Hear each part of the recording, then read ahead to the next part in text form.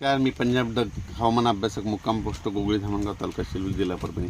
आज आहे 5 सप्टेंबर 2024। आजपासूनचा परत एक शेतकऱ्यासाठी अंदाज येतो आहे, कारण की आज 5 सप्टेंबर आज दिवसा म्हणजे आज कडक ऊन पडलेलं आहे, म्हणून खास करून शेतकऱ्यासाठी अंदाज येते। राज्यामध्ये आज विदर्भ मराठवाडा या ठिकाणी भाग बदलत पाऊस पडणार आहे, म्हणून हा अंदाज लक्षात येतो।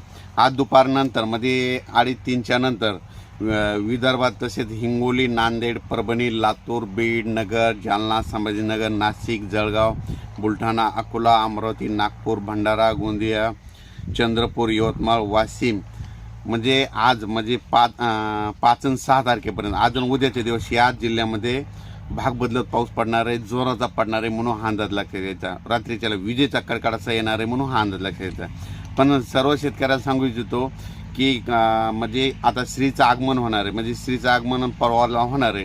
तर श्रीचे आगमन ज्या वर्षी पोळ्याला जास्त पाऊस पडला की श्रीच्या आगमनाला काही भागात पाऊस कमी पडतो, तर यावेळेस फक्त श्रीच्या आगमनाच्या वेळेस फक्त विदर्भ, पूर्व विदर्भ आणि पश्चिमी विदर्भ म्हणजे 6-5-11 जिल्ह्यात पाऊस पडणार आहे।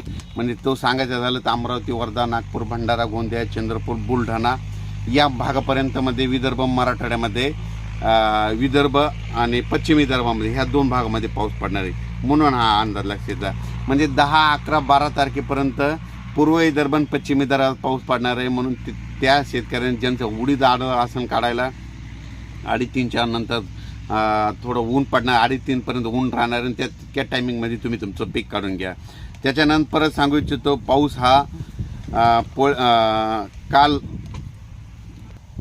काल 4 सप्टेंबरला बऱ्याच ठिकाणी तुम्ही बघा, काल तांबडा आभाळ झालं तर लाल आभाळ झालं तर ज्या ठिकाणी झालं ना त्यांना एक लक्षात घ्यायचं, निसर्गाने तुम्हाला संदेश दिला आहे 72 तासाच्या आत तुमच्या भागामध्ये तिथं पाऊस येणार आहे, म्हणून हा अंदाज निसर्गानं काल त्यात लाल तांबड्या आभाळातून तुम्हाला व्यक्त केला। आणि परत एक सांगू इच्छितो की आता काय झालं, बऱ्याच शेतकऱ्याचं नाशिक झालं, पश्चिम महाराष्ट्र, त्याच्यानंतर श्रीगोंदा या भागामध्ये कांद्याचं रोप टाकणे, नगर जिल्ह्यामध्ये कांद्याचं रोप टाकणे, तर त्यांना एक त्यांच्या कांदा रोप टाकण्यासाठी एक पोषक वातावरण आहे, म्हणजे 10-12 दिवस चांगलं वातावरण आहे, म्हणून हा अंदाज लक्षात घ्यायचा। त्याच्यानंतर काय झालं की लातूर जिल्ह्यामध्ये सोयाबीनचं पीक काढणीस आलेलं आहे, तर लातूर जिल्ह्यातल्या सर्व शेतकऱ्याला सांगू इच्छितो तुम्ही काय करा, आज आणि उद्याचे दिवस तुमच्या भागामध्ये पाऊस पडणार आहे, पण म्हणजे 7 तारखेपासून तुमच्या इकडला पाऊस कमी होणार आहे, फक्त विखुरलेल्या स्वरूपाचा पडणार आहे, म्हणून तुम्ही काय करा तुमचं सोयाबीन दुपार 2:30च्या पर्यंत कापायचं आणि त्याच्यानंतर लगेच वळी लावून झाकून ठेवायचं वाळलं असलं तर, म्हणजे तुम्हाला देखील म्हणजे खूप चांगलं असं वातावरण आहे लातूर, अहमदपूर या उस्मानाबाद या जिल्ह्यासाठी। त्याच्यानंतर परत एक सांगू इच्छितो राजस्थानमधून काय होणार आहे की मान्सून आता परतीच्या मार्गावर निघालेला आहे, तर 20 सप्टेंबरला म्हणजे राजस्थानमधून मान्सून माघार घेण्यास सुरुवात करण्याची तयारी आहे, म्हणून 20 सप्टेंबरला राजस्थानमधून मान्सून परतून निघेल अशी शक्यता आहे। आणि आपल्या मराठवाड्यातून मात्र महाराष्ट्रातून मात्र विलंब करू शकतो, हे देखील तुम्हाला सांगू। म्हणजे राजस्थानमधून जर 20 सप्टेंबरला मान्सून निघाला तर मराठवाड्यामधून थोडं विलंब करेल, हे देखील ह्या अंदाजामध्ये सांगतो। त्याच्यानंतर तुम्हाला एक सांगू इच्छितो, राज्यात सांगायचं झालं तर म्हणजे आज आहे 5 सप्टेंबरपासून ते 11 सप्टेंबरपर्यंत विखुरलेल्या स्वरूपाचा पाऊस पडणार आहे।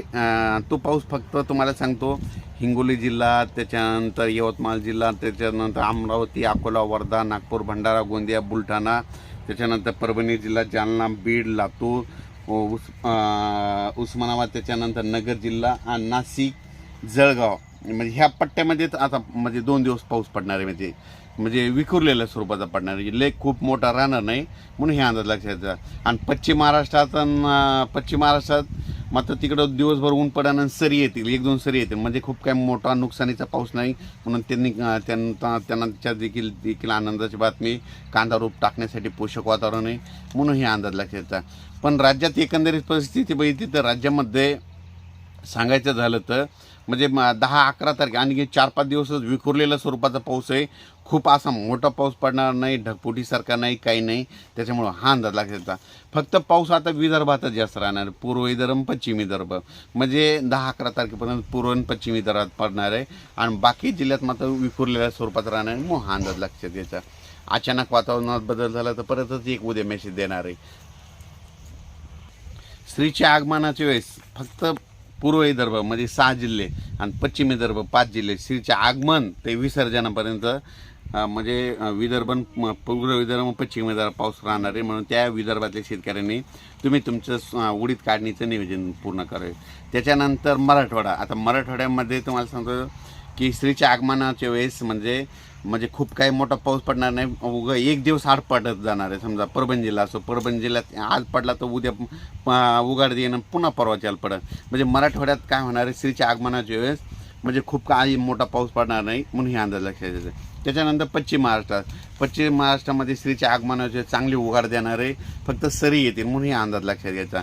सातारा, सांगली, कोल्हापूर, सोलापूर, पुणे, कोकणपट्टी भागामध्ये फक्त सरीच येणार, म्हणजे श्रीच्या आगमनाच्या वेळेस खूप काय मोठा पाऊस पडणार आहे, म्हणून त्यांच्यासाठी आनंदाची बातमी.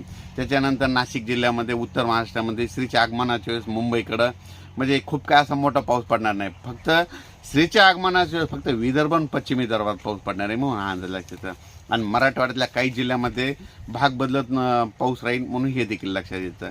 आज रात्रीच्या म्हणजे आज दुपारपर्यंत 2-2:30 पर्यंत, म्हणजे आज 5 सप्टेंबर म्हणजे आज दुपारपर्यंत म्हणजे काय होणार आहे की कडक ऊन पडणार आहे, पण 2:30-3 ते मग रात्रीपर्यंत, मग रात्री विजाच्या कडकडासह तुम्हाला विजा कडकडायला दिसतील, म्हणून ह्या अंदाज लक्षात येतात. अचानक वातावरणात बदल झाला तर परत एक मेसेज दिला जाईल, लगेच उद्या त्याला एक ताबडतोब मेसेज दिला जाईल. धन्यवाद.